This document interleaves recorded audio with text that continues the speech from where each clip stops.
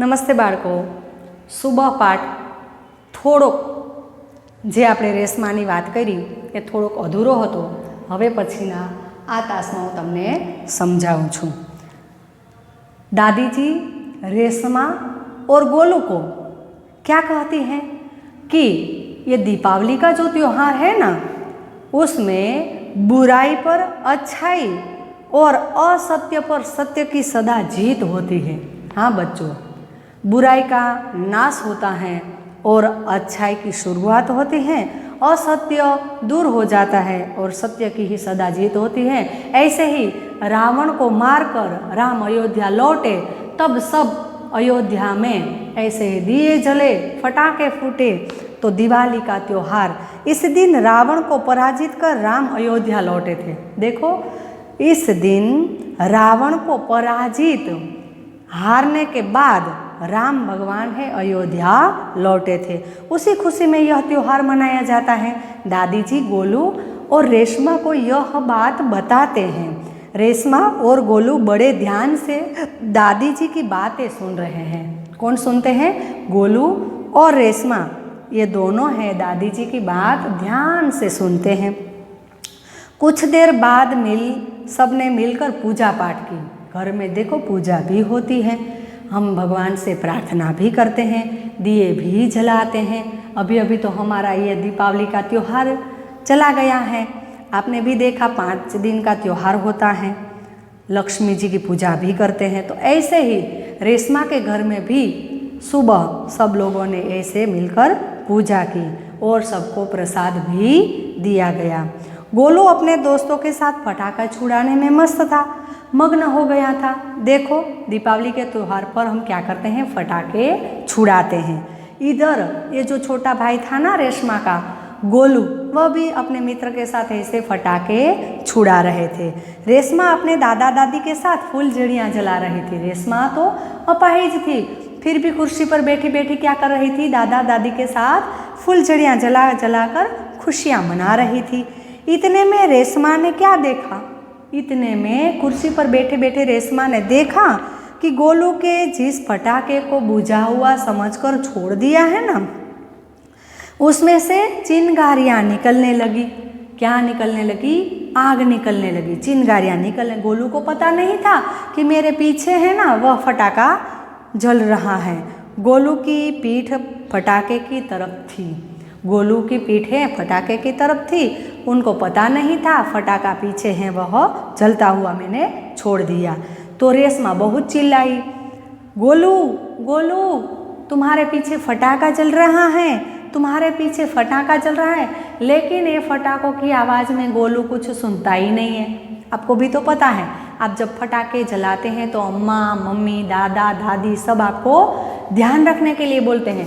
फिर भी आप तो आपके मस्त फटाके जलाने में ही मग्न हो जाते हैं.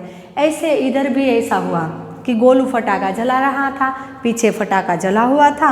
रेशमा को पता था, रेशमा आवाज़ दे रही थी, गोलू गोलू, तुम्हारे पीछे फटाका जल रहा है. लेकिन गोलू का ध्यान नहीं था. फटाकों के शोर में रेशमा की आवाज़ तो दब गई. कितनी भी चिल्लाई फिर भी गोलू ने सुना नहीं. बाकी लोग कुछ समझ पाते, लेकिन इतनी देर में तो फटाका फूट जाता. सबसे पहले रेशमा जल्दी जल्दी कुर्सी को ऐसे धकेलते हुए आगे आई और गोलू जहाँ खड़ा था वहाँ जाकर उसने धक्का दे दिया.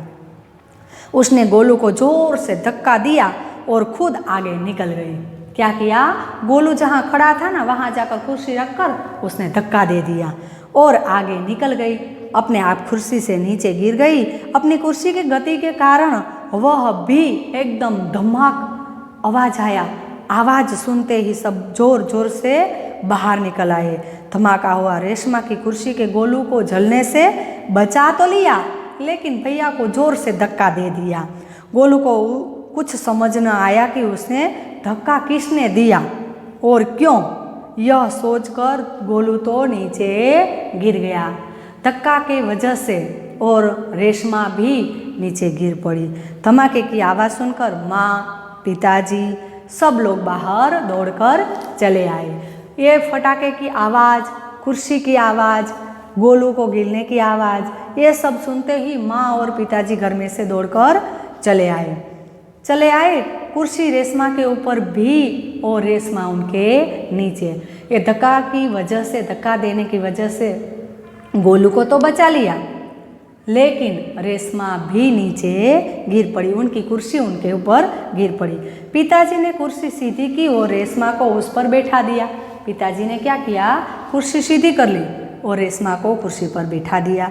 माँ तो भयभीत हो गई, चिंता करने लगी, हाय रेशमा भी गिर गई, गोलू भी गिर गया, ये क्या हो गया, कहीं चोट तो नहीं आई रेशु।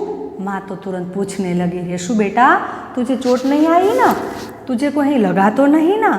तो रेशमा ने उन्हें सारी बात बताई कि अम्मा ये गोलू है ना, फटाका छुड़ा रहा था, उनके पीछे जलता हुआ फटाका छोड़ दिया था, उनको तो पता ही नहीं है कि फटाका जल रहा है, मैंने उनको धक्का दिया, रेशु भी गिर गई और गोलू भी गिर पड़ा। सबने रेशमा की पीठ थपथपाई। देखो अपने आप तो अपाहिज है, कुर्सी पर बैठी हुई है, फिर भी अपने भैया को उसने बचा लिया, इसलिए सब लोगों ने उसे शाबाशी दी, पीठ थपथपाई। गोलू तो रेशमा के पास आकर नाटकीय ढंग से बोलने लगा, हंसते हुए वह कहने लगा, क्या कहने लगा, दीदी आज तो आपने मेरी जान बचा ली। क्या कहा दीदी, आपने तो मेरी जान बचा ली और आपका यह धमाकेदार धक्का मुझे हमेशा याद रहेगा। क्या कहने लगा, आपका ये धमाकेदार धक्का है वह मुझे याद रहेगा। सभी लोग खिलखिलाकर हंस पड़े, सब लोग इनकी बातें सुनकर हंसने लगा। रेशमा की ये जो शारीरिक कमी उसके इरादों में कभी बाधा नहीं बनी, जो उनकी शरीर की कमी थी वह कभी उनकी बाधा नहीं बनी। वह आज भी उतनी ही जिंदा दिल है, मजबूता है, मन से बहुत मजबूत है और परिश्रम से अपना जीवन जी रही है। आज भी खुद अपना काम खुद कर लेती हैं और कभी दूसरे पर अपना काम नहीं छोड़ती और उसकी हर सुबह नई सुबह होती है। उनकी हर सुबह उठते ही वह अपने काम में लग जाती है, वह हर सुबह अपने काम में नए इरादे से जुड़ जाती है। देखो रेशमा अपंग थी, अपाहिज थी, फिर भी वह खुद अपना कार्य कर लेती थी। तो ये सुबह पाठ, यह सुबह हमारा इकाई, ये सत्य घटना है। इनको समझने से हमें भी पता चलता है कि हमारा काम हम खुद करना चाहिए। ये अपाहिज होने की वजह से फिर भी मम्मी को काम में मदद करती है और बाज़ार से सामान भी लेने के लिए चली जाती हैं और खुद अपना काम खुद कर लेती हैं। तो रेशमा की यह पोलियो की बीमारी के वजह से, शारीरिक कमी के वजह से वह कभी अपने आप पर दुखी नहीं होती थी, अपना काम खुद कर लेती थी, मन से बहुत मजबूत थी, जिंदा दिली, काम के प्रति उनको बहुत शौक था और अपना काम खुद करने के लिए तैयार हो जाती थी। देखो बच्चों, शब्दार्थ बताए गए, व्यस्त काम में लगा रहना, व्यवस्थित एटले ढंग से, बुजुर्ग एटले बड़े बूढ़े, त्योहार एटले हमारे पर्व, दैनिक एटले रोजाना, बाधा एटले रुकावट। ये सुबह पाठ की पढ़ाई करने के बाद इनके जो स्वाध्याय के प्रश्न हैं मैं आपको ये बता देती हूँ। आपको आपकी कॉपी में ये प्रश्न स्वाध्याय के लिख लेने पड़ेंगे। सुबह से घर के सभी लोग सफाई क्यों कर रहे हैं, क्यों कर रहे थे? रेशमा को घर की सफाई में क्यों नहीं लगाया गया? रेशमा ने अपनी माँ के काम में किस तरह मदद की? माँ ने रेशमा को बाजार क्यों भेजा? और पांचवा प्रश्न है, रेशमा ने गोलू को धक्का क्यों दिया, क्यों मारा? ये सारे प्रश्न आपको आपकी कॉपी में HW में लिख लेना पड़ेगा। नमस्ते।